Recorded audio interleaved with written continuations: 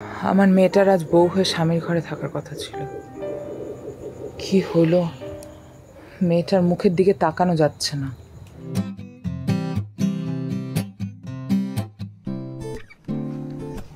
চলে এসেছি আমার বাসার কাছে। এটাই আমার বাসা। এটা আপনার বাসা? সত্যি তো? বিশ্বাস না হলে চলুন, ভিতরে যাবেন আমার সাথে। বিশ্বাস করেছি, তবে একটা কথা, আপনার সবগুলো কথা আমি শুনবো। কাল বিকেলে অফিস থেকে একটু তাড়াতাড়ি বের হয়ে আসবো। সামনে একটা 3 রাস্তার মোড় যে আছে, তার পাশে বাঁশের মাচা আছে, ওখানে আমরা বন্ধুরা কখনো কখনো বসি। কাল আপনি আসবেন, আপনার সব কথা শুনবো বিকেলে।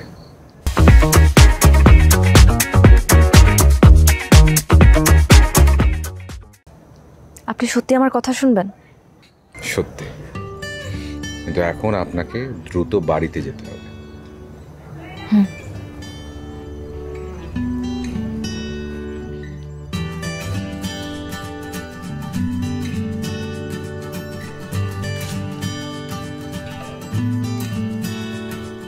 মিতা,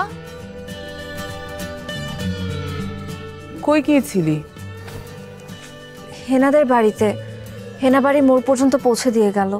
ও, তোর বাবা টেনশন করতেছিল, যা বাবার কাছে যা। বাবা ফিরেছে?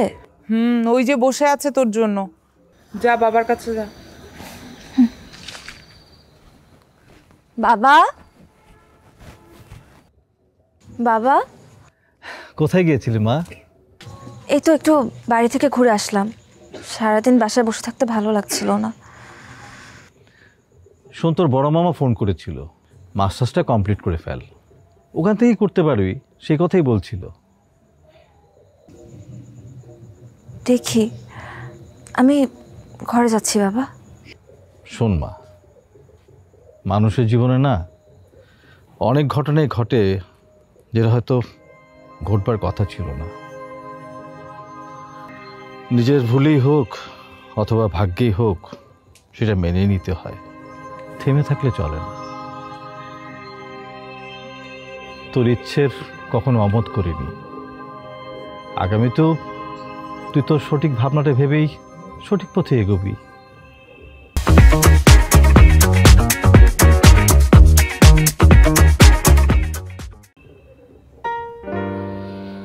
যা ঘরে যা, রেস্ট কর।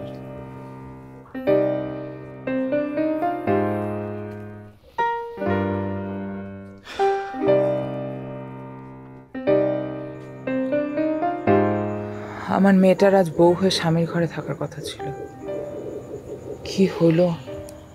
মেয়েটার মুখের দিকে তাকানো যাচ্ছে না। কি হওয়ার কথা ছিল আর কি হয়ে গেল?